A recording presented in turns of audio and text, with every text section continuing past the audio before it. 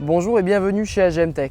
Nous allons voir aujourd'hui l'utilisation du générateur de fumée qui est conçu pour les travaux de contrôle d'étanchéité sur réseau, canalisation, mais aussi sur toiture. Celui-ci est compact et se transporte aisément à l'aide de sa poignée.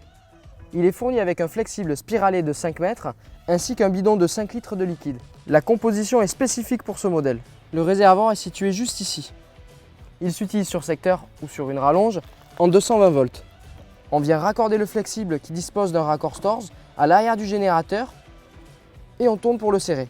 Une fois branché, on va basculer sur le cran 1 pour le mettre sous tension. La LED verte va s'afficher. Après quelques secondes, on passe en position 2 qui va activer le corps de chauffe. La LED rouge s'allume.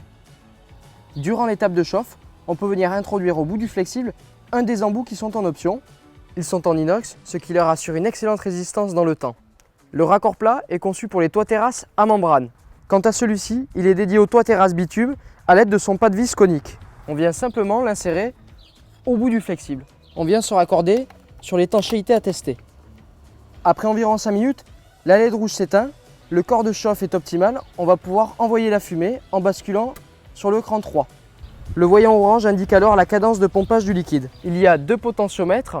Celui de gauche va permettre de gérer le débit de ventilation. Il faut d'ailleurs toujours laisser un petit peu en charge lorsqu'on est en position 3. Et celui de droite permet de réguler l'épaisseur de la fumée.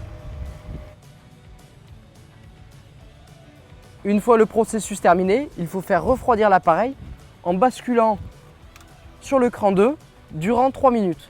On bascule en position 1 et on fait de même en laissant refroidir encore 3 minutes. Les précautions d'utilisation sont les suivantes. Durant l'utilisation mais aussi le transport, il faut le maintenir droit. Ne pas le transporter avec le bocal rempli de liquide.